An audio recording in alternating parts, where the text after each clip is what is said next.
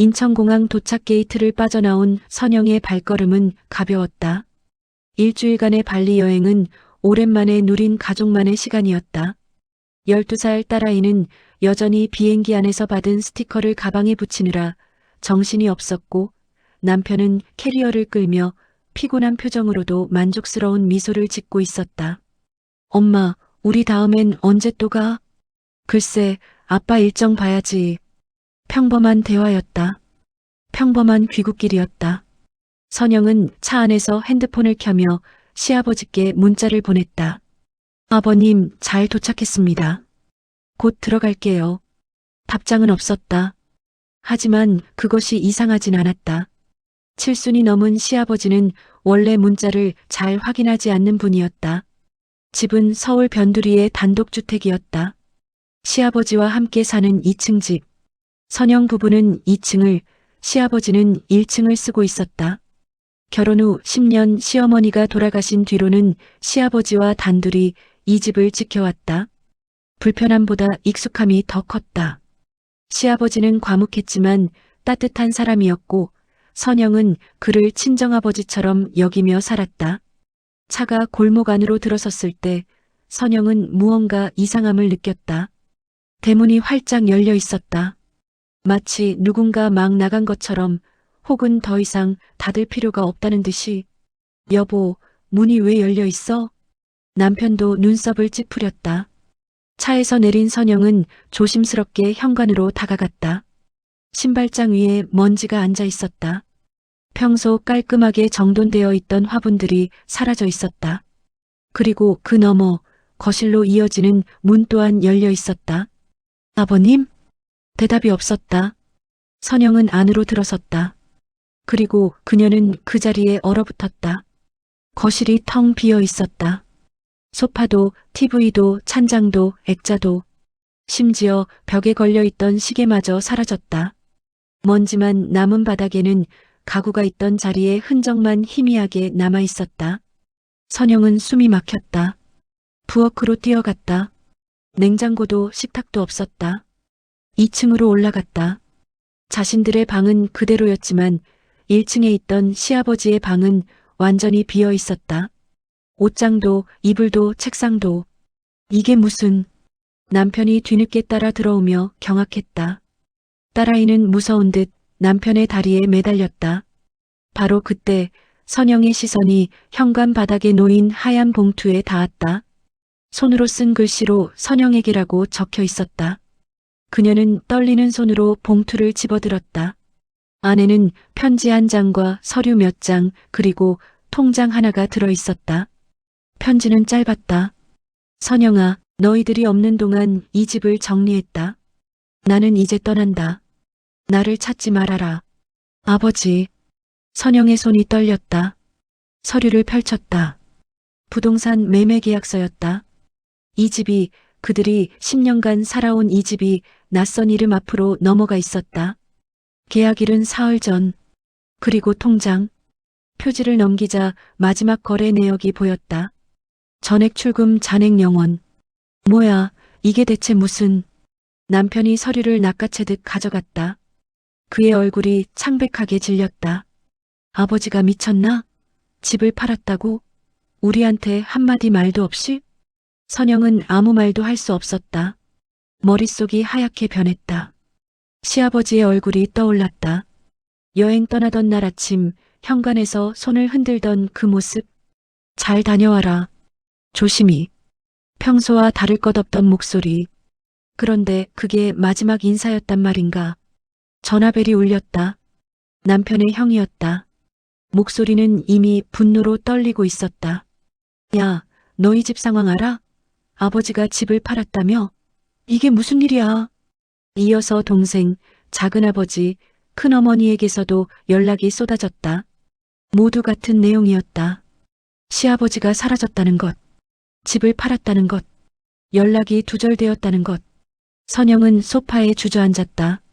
아니, 소파가 있던 자리에 차가운 바닥이 엉덩이에 닿았다. 남편은 전화기를 붙들고 고함을 질렀고, 딸아이는 울먹이며 엄마의 품에 안겼다.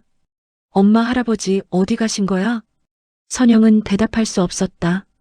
다만 가슴속에서 무언가 불안한 것이 꿈틀거렸다. 시아버지가 이럴 사람이 아니라는 것을 누구보다 잘 알고 있었다.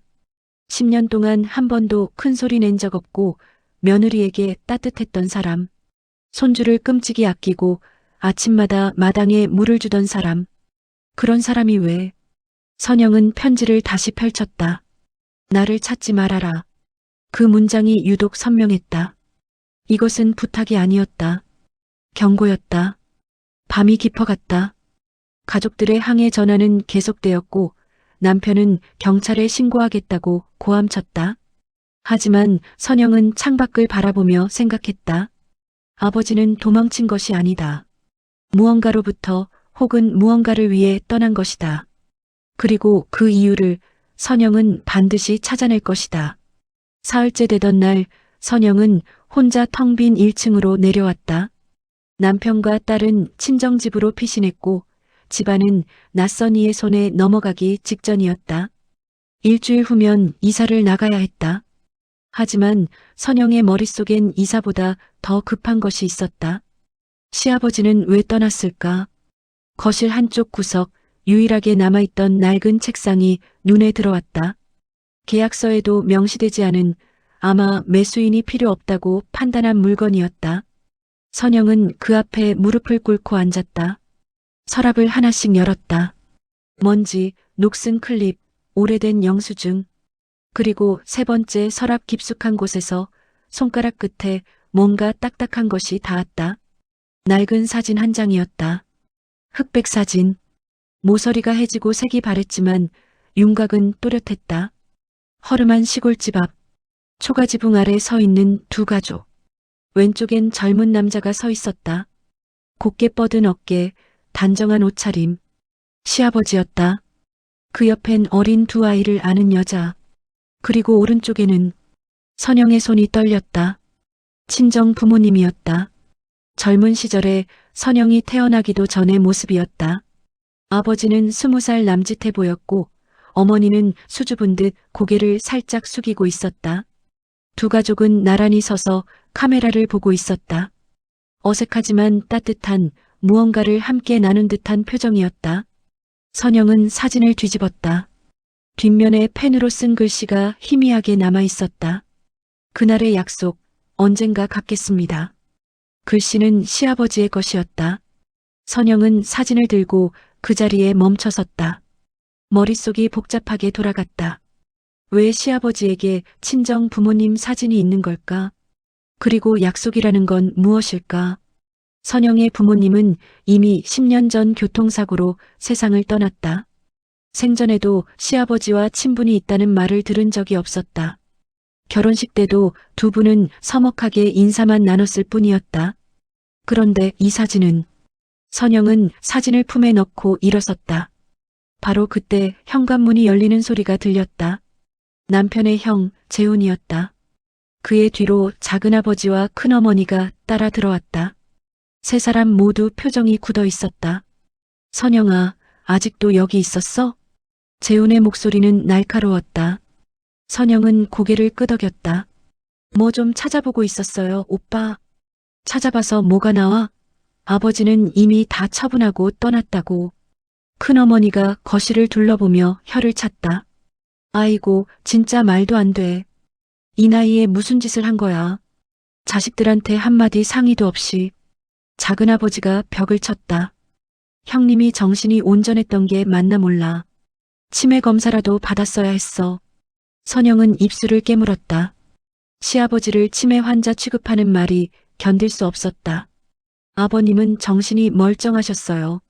그럼 왜 이런 짓을 했겠어? 재훈이 반박했다. 집을 팔고 돈을 다 빼서 흔적도 없이 사라졌잖아. 이게 정상인 사람이 할 짓이야? 그러니까 이유가 있었을 거라고요. 무슨 이유? 빚? 사기? 아니면 여자라도 생긴 거야? 큰어머니가 비웃듯 말했다. 선영의 얼굴이 붉어졌다. 그런 말씀하지 마세요. 아버님은 그런 분이 아니에요. 그럼 뭔데? 선영아, 내가 착하니까 그렇게 믿고 싶은 거지. 근데 현실을 봐. 우리 다 쫓겨나게 생겼잖아. 재훈이 한숨을 쉬며 서류 뭉치를 꺼냈다. 경찰 신고 넣었어. 실종 신고. 그리고 변호사랑 상담도 했어.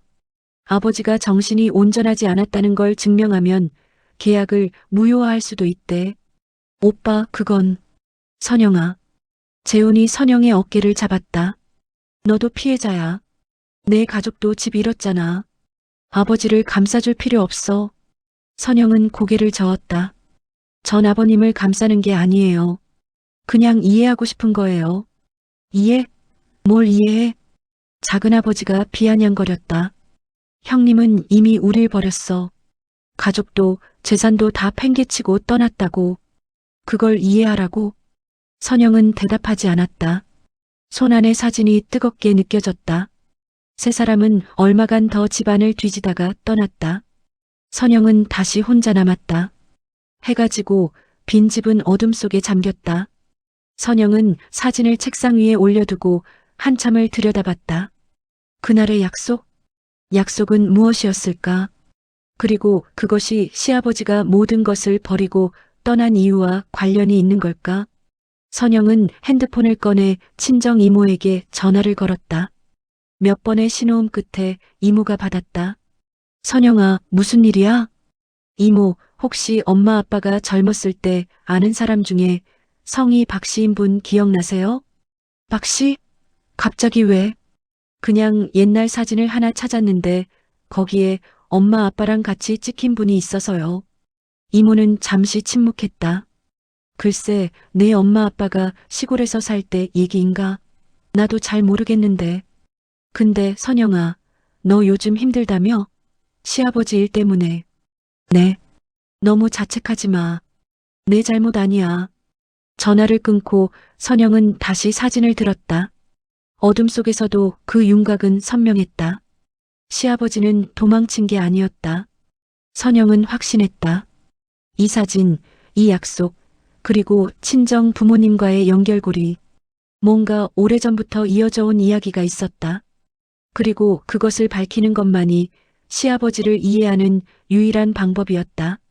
선영은 사진을 가방에 넣고 자리에서 일어났다. 내일부터 움직이기로 했다. 시아버지가 살았던 고향, 사진 속 그 시골집을 찾아가기로. 가족들은 반대할 것이다. 남편도 시댁 사람들도. 하지만 선영은 멈출 수 없었다. 아버지는 분명 무언가 이유가 있었다. 그리고 그 이유는 선영 자신의 과거와도 연결되어 있었다. 등기우편은 사흘 후에 도착했다.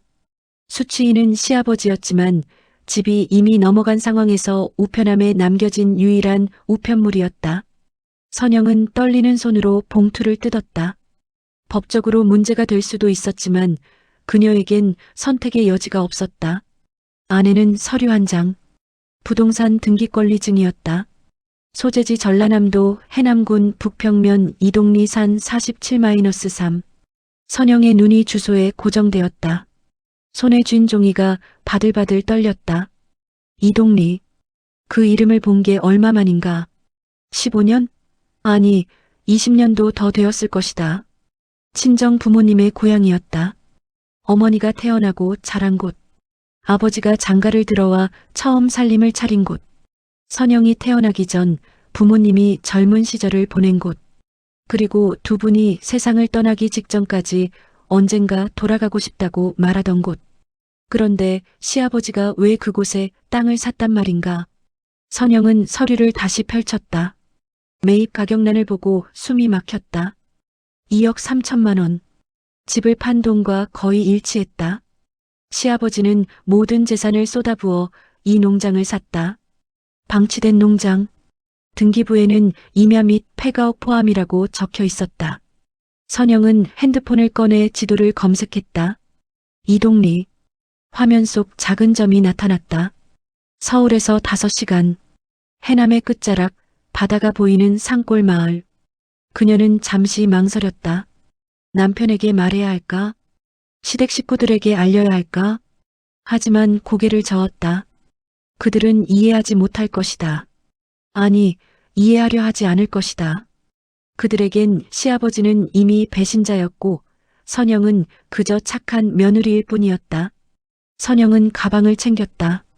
최소한의 옷가지와 사진, 그리고 등기권리증. 남편에게는 짧은 문자만 남겼다. 며칠 다녀올게. 걱정하지 마. 딸아이에게 전화를 걸었다. 엄마, 언제 와? 이번 주말엔 갈게. 할머니 말씀 잘 들어야 해. 응, 엄마, 할아버지 찾았어? 선영은 대답하지 못했다. 찾았다고 말할 수도, 찾지 못했다고 말할 수도 없었다. 곧 찾을 거야. 엄마 믿어줘. 전화를 끊고 선영은 집을 나섰다. 고속버스 안. 창밖으로 도시의 풍경이 점점 멀어졌다. 아파트가 사라지고 논밭이 나타났다. 산이 높아지고 하늘이 넓어졌다. 선영은 창에 이마를 기댄 채 눈을 감았다. 어린 시절 어머니의 목소리가 들리는 듯했다. 선영아, 엄마 고향은 참 예쁜 데야. 바다도 보이고 산도 있고 언젠가 너 데리고 가줄게. 하지만 그 약속은 지켜지지 않았다. 선영이 10살 되던 해 부모님은 교통사고로 세상을 떠났다.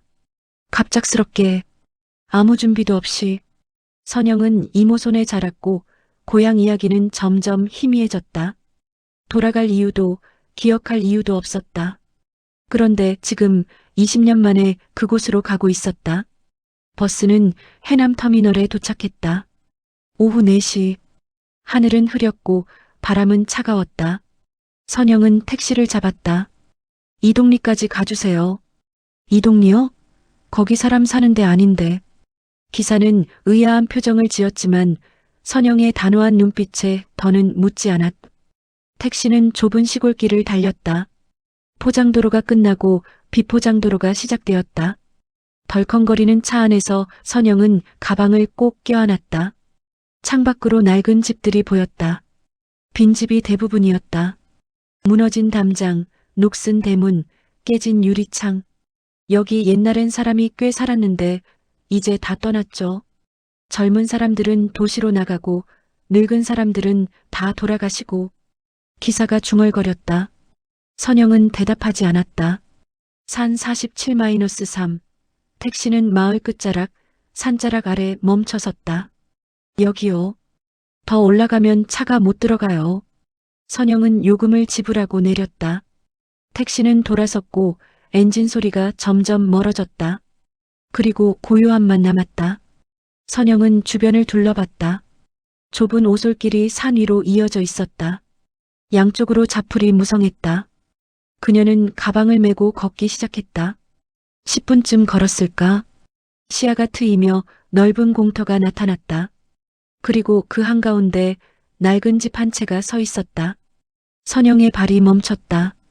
초가지붕은 반쯤 무너져 있었고 벽은 금이 가 있었다.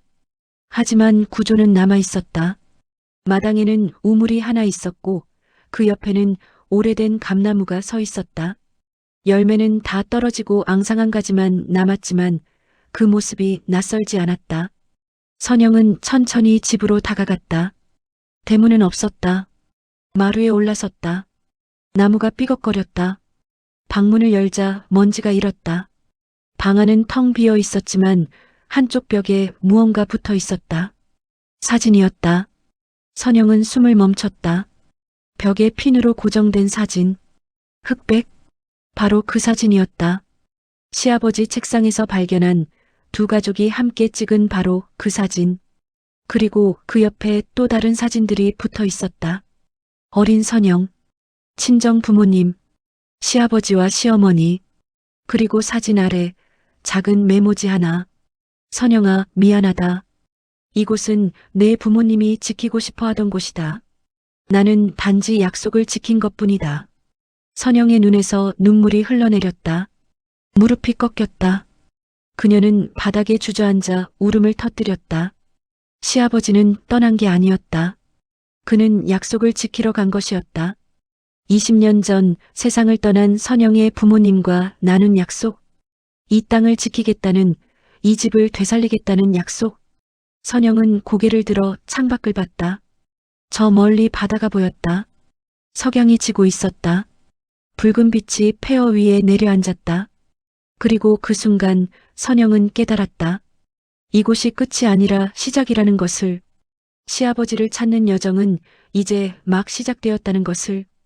해가 산 너머로 기울고 있었다. 붉은 빛이 폐허가 된 농장 위로 길게 드리워졌다. 선영은 집 밖으로 나와 주변을 둘러봤다. 넓은 땅이었다. 자풀로 뒤덮여 있었지만 평평하게 고른 흔적이 여기저기 보였다. 그리고 저 멀리 땅 끝자락에서 무언가 움직이는 그림자가 보였다. 사람이었다. 선영의 심장이 뛰기 시작했다. 그녀는 무의식 중에 발걸음을 옮겼다. 걷다가 뛰었다. 자풀을 헤치며 달렸다. 숨이 가빠졌지만 멈추지 않았다. 아버님, 목소리가 터져나왔다. 저 멀리 노인이 삽을 들고 서 있었다. 등이 굽었고 머리는 하얗게 새었지만 그 실루엣을 선영은 알고 있었다. 시아버지였다. 노인이 천천히 고개를 돌렸다. 석양빛에 가려 얼굴이 잘 보이지 않았지만 선영은 알 수 있었다. 놀란 표정, 당황한 눈빛. 선영아. 목소리는 쉬어 있었다. 선영은 그 앞에 멈춰 섰다. 숨을 헐떡이며 눈물을 참으며 그녀는 외쳤다. 왜 여기 계세요? 왜 아무 말도 없이 떠나신 거예요? 시아버지는 대답하지 않았다. 손에 쥔 삽을 천천히 내려놓았다. 그의 손은 굳은 살투성이었고 손톱 밑엔 흙이 끼어 있었다. 왜 전 재산을 다 팔아 이런 곳에 오신 거예요? 왜 가족들한테 한마디도 안 하셨어요? 선영의 목소리가 떨렸다. 시아버지는 고개를 숙였다. 미안하다. 미안하다고요? 선영은 한 걸음 다가섰다. 그게 답이에요? 우린 집을 잃었어요. 가족들은 아버님을 미쳤다고 해요. 남편은 경찰에 신고했어요. 저도 이해할 수가 없었어요. 알고 있다. 그럼 왜? 선영의 고함이 텅 빈 들판에 울려 퍼졌다. 시아버지는 천천히 고개를 들었다. 그의 눈가에 주름이 깊게 패여 있었다. 눈빛은 피곤했지만 단호했다. 너희 친정 부모님. 그는 입을 열었다. 나한테 생명을 구해준 분들이야. 선영의 숨이 멎었다. 뭐라고요? 시아버지는 주변을 둘러봤다. 그리고 낮은 목소리로 말을 이어갔다. 30년 전이었다. 나는 사업에 실패했었어. 빚쟁이들한테 쫓기고 가족 얼굴 볼 면목이 없어서 그때 난 죽으려고 했었다. 선영은 말문이 막혔다. 이 마을 근처 바닷가였어. 밤에 혼자 바다로 걸어 들어갔지. 근데 누가 나를 끌어냈어. 바로 내 친정 아버지였다. 시아버지의 손이 떨렸다. 그분은 나를 집으로 데려갔어. 이 집이었어. 그때만 해도 이 집은 멀쩡했지. 내 어머니가 밥을 차려주고 내 아버지는 내 이야기를 밤새 들어줬어. 선영의 눈에서 눈물이 흘러내렸다. 며칠 뒤에야 정신을 차렸어. 내 어머니는 치료비 한 푼 받지 않았어. 그냥 웃으면서 말했지. 시아버지의 목소리가 갈라졌다. 언젠가 다시 일어나시면 누군가에게 이 은혜를 돌려주세요. 그것만 약속해주세요. 선영은 손으로 입을 막았다. 나는 약속했어. 꼭 갚겠다고. 꼭 보답하겠다고. 근데 시아버지가 고개를 떨구었다. 그 약속을 지킬 기회를 잃어버렸어. 왜냐면 얼마 안 가서 내 부모님은 교통사고로 돌아가셨거든. 선영은 주저앉았다. 무릎이 흙바닥에 닿았다.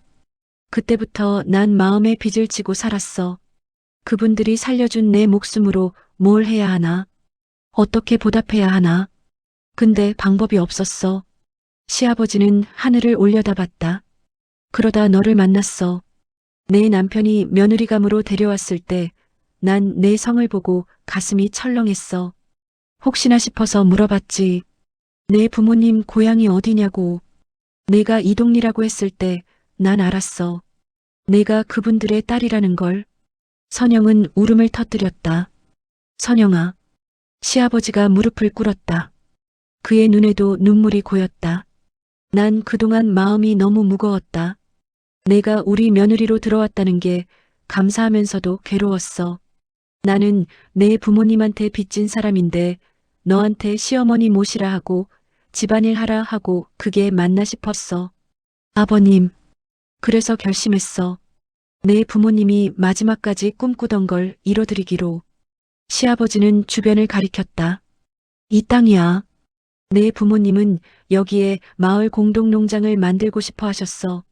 사람들이 함께 농사 짓고 함께 나눠 먹는 곳. 근데 돈이 없어서 못했지. 그래서 난 내가 가진 전부를 이 땅에 쏟았어. 선영은 고개를 저었다. 아버님, 그럴 필요 없었어요. 저는 아무것도 바란 적 없어요. 알아. 근데 난 바랐어. 시아버지가 선영의 손을 잡았다. 내 부모님한테 받은 목숨으로 내가 행복하게 사는 걸 보는 것만으로는 부족했어. 난 뭔가를 남겨야 했어. 내 부모님의 꿈을, 그분들의 흔적을. 아버님, 미안하다, 선영아. 내 가족한테 피해를 준 거. 근데 이것만은 꼭 해야 했어. 선영은 시아버지를 껴안았다. 두 사람은 석양빛 아래 한참을 울었다. 바람이 불었다. 자풀이 흔들렸다. 저 멀리 바다에서 파도 소리가 들려왔다. 선영은 눈물을 닦고 주변을 둘러봤다. 넓은 땅, 무너진 집, 앙상한 나무. 하지만 이제 그녀의 눈에는 다르게 보였다. 이곳은 폐허가 아니었다. 부모님의 꿈이 잠들어 있는 곳이었다. 그리고 시아버지가 목숨을 걸고 지키려 한 약속이었다. 아버님, 선영이 말했다. 저도 도울게요. 시아버지가 고개를 들었다. 뭐? 이 땅, 부모님의 꿈, 저도 함께 이룰게요. 선영의 눈빛이 단호했다. 시아버지는 놀란 표정으로 그녀를 바라봤다. 그리고 천천히 처음으로 미소를 지었다. 고맙다, 선영아. 해가 완전히 졌다. 어둠이 내렸지만 두 사람의 마음엔 불씨가 타올랐다. 약속은 이제 시작이었다. 그날 밤 선영은 시아버지와 함께 폐가 안에 머물렀다. 전기도 수도도 없었지만 시아버지가 준비해둔 랜턴과 침낭이 있었다. 두 사람은 마루에 나란히 앉아 밤하늘을 바라봤다. 별이 쏟아질 듯 빛났다. 서울에서는 볼 수 없던 풍경이었다. 아버님, 정말 혼자 여기서 지내셨어요? 응. 한 달쯤 됐나? 시아버지의 목소리는 담담했다. 처음엔 힘들었어. 근데 익숙해지니까 괜찮더라. 오히려 마음이 편했어. 선영은 시아버지의 옆모습을 바라봤다. 주름진 얼굴, 거친 손, 그리고 여전히 곧은 어깨. 이 사람은 도망친 것이 아니었다. 싸우러 온 것이었다. 세월과 빛과 그리고 자신의 양심과. 아버님은 왜 저한테 말씀하지 않으셨어요? 시아버지는 한참을 침묵했다. 그리고 천천히 입을 열었다. 너에게 짐이 될까봐. 선영아, 너는 이미 충분히 힘들게 살았어. 어린 나이에 부모님 잃고 이모 손에서 자라고 시집 와서도 나 같은 늙은이 모시느라 고생했잖아. 그건 제가 선택한 거예요. 알아. 근데 난 내 선택에 또 짐을 지우고 싶지 않았어. 시아버지가 고개를 돌렸다. 이 농장 일은 내가 혼자 해야 하는 거였어. 내 부모님과 내가 나눈 약속이니까. 내가 알면 내가 책임감을 느낄 거고 내 가족이 또 희생될 거라고 생각했어. 선영의 가슴이 먹먹했다. 그래서 일부러 연락도 안 하고 떠나신 거예요? 그래. 너희가 날 원망하게 만들고 싶었어. 그래야 너희가 날 잊고 너희 삶을 살 거니까. 선영은 고개를 저었다. 아버님, 그건 아버님 혼자만의 생각이에요. 알아. 근데 달리 방법이 없었어. 시아버지가 한숨을 쉬었다. 내 마지막 남은 힘은 너희 부모님의 꿈을 대신 이루는데 쓰고 싶었다. 이 농장을 다시 살리고 마을 사람들이 돌아올 수 있게 만들고 그게 내가 할 수 있는 마지막 보답이야. 선영은 눈물을 닦았다. 그리고 조용히 말했다. 아버님, 이제 혼자 하지 마세요. 선영아, 저도 부모님의 딸이에요. 저도 이 꿈을 이어갈 자격이 있어요. 시아버지는 선영을 바라봤다. 그의 눈에 눈물이 고였다. 고맙다. 두 사람은 더 이상 말하지 않았다. 다만 나란히 앉아 밤하늘을 바라봤다. 별빛 아래 폐허가 된 집은 더 이상 슬프게 보이지 않았다. 오히려 희망처럼 느껴졌다. 일주일 후 선영은 서울로 돌아왔다. 남편과 시댁 식구들이 거실에 모여 있었다. 그들의 얼굴은 여전히 굳어 있었다. 선영아, 대체 어디 갔었어? 남편이 물었다. 선영은 가방에서 사진과 등기권리증을 꺼냈다. 그리고 시아버지의 이야기를 들려주었다. 30년 전의 약속, 친정 부모님의 은혜, 그리고 시아버지가 평생 짊어진 빚. 거실은 조용해졌다. 큰어머니가 먼저 고개를 숙였다. 몰랐어, 형님이 그런 일을. 재훈이 침묵했다. 작은아버지는 눈물을 닦았다. 형님을 오해했어. 미안해. 남편이 선영의 손을 잡았다. 여보, 미안해. 나도 아버지를 몰라봤어. 선영은 고개를 끄덕였다. 아버님은 도망친 게 아니에요. 꿈을 이루러 가신 거예요. 그리고 저도 그 꿈을 함께 이룰 거예요. 남편이 놀란 표정으로 물었다. 무슨 말이야? 저 농장에 갈 거예요. 당분간. 혼자? 아니요. 딸아이도 데려갈 거예요. 그 아이도 외할아버지, 외할머니가 어떤 분이었는지 알아야 해요. 남편은 망설였다. 하지만 선영의 눈빛을 보고 고개를 끄덕였다. 알았어. 나도 주말마다 내려갈게. 선영은 미소를 지었다. 2달 후 이동리 농장에는 변화가 일어났다. 선영과 시아버지가 함께 땅을 고르고 씨를 뿌렸다. 남편이 주말마다 내려와 담장을 수리했다. 딸아이는 마을 아이들과 뛰어놀았다. 소문을 듣고 마을 어르신 몇 분이 찾아왔다. 여기가 옛날 박 선생 댁 아니가? 맞아요. 제 부모님 집이었어요. 아이고, 그 집 딸이 왔구먼. 너희 부모님 참 좋은 분들이었는데. 어르신들은 농장 일을 도왔다. 젊은 사람들도 하나둘 소식을 듣고 찾아왔다. 도시에서 지친 삶을 살다가 고향으로 돌아오고 싶었던 사람들이었다. 그렇게 농장은 조금씩 살아났다. 텃밭이 만들어지고 비닐하우스가 세워지고 공동 창고가 생겼다. 그리고 어느 날 첫 수확이 이루어졌다. 감자였다. 작고 못생겼지만 땅에서 직접 캔 감자였다. 선영은 흙을 털며 웃었다. 시아버지도 웃었다. 딸아이가 환호성을 질렀다. 할아버지, 우리 해냈어요. 그래, 우리 해냈다. 시아버지는 하늘을 올려다봤다. 구름 사이로 햇빛이 쏟아졌다. 선생님, 사모님, 늦었지만 약속 지켰습니다. 그의 마음속에서 조용히 중얼거렸다. 그날 저녁 마을 사람들이 모여 작은 잔치를 열었다. 수확한 감자로 만든 음식들이 식탁에 올랐다. 사람들은 웃으며 이야기를 나눴다. 선영은 그 풍경을 바라보며 생각했다. 시아버지는 재산을 잃은 게 아니었다. 오히려 더 큰 것을 얻었다. 빚을 갚았고 꿈을 이뤘고 사람들을 모았다. 그리고 선영 자신도 무언가를 얻었다. 부모님의 흔적을, 부모님이 살았던 방식을, 그리고 부모님이 꿈꿨던 세상을. 남편이 옆에 앉았다. 여보, 후회 안 해? 뭐요? 서울집 잃은 거, 여기서 사는 거. 선영은 고개를 저었다. 후회 안 해요. 오히려 감사해요. 뭐가? 아버님이 저한테 이 길을 보여주신 거요. 남편이 선영의 손을 잡았다. 나도 그래. 처음엔 이해 못했는데 이제 알겠어. 아버지가 왜 여기 오셨는지. 두 사람은 웃었다. 저 멀리 시아버지가 마을 어르신과 이야기를 나누고 있었다. 그의 얼굴엔 평화가 깃들어 있었다. 평생 짊어졌던 짐을 내려놓은 사람의 얼굴이었다. 선영은 일어나 시아버지에게 다가갔다. 아버님, 이제 쉬세요. 아직 할 일이 많아. 내일 해도 돼요. 오늘은 쉬세요. 시아버지가 고개를 끄덕였다. 선영은 그의 팔을 잡고 집으로 향했다. 별이 다시 떠올랐다. 바람이 불고 풀내음이 났다. 이곳은 더 이상 폐허가 아니었다. 부모님의 꿈이 다시 피어나는 곳이었다. 그리고 시아버지와 선영, 그리고 수많은 사람들의 땀과 사랑이 이어지는 곳이었다. 재산은 사라졌지만 꿈은 살아났다. 그것이 시아버지가 선영에게 남긴 마지막 선물이었다. 6개월이 흘렀다. 이동리 농장은 완전히 달라져 있었다.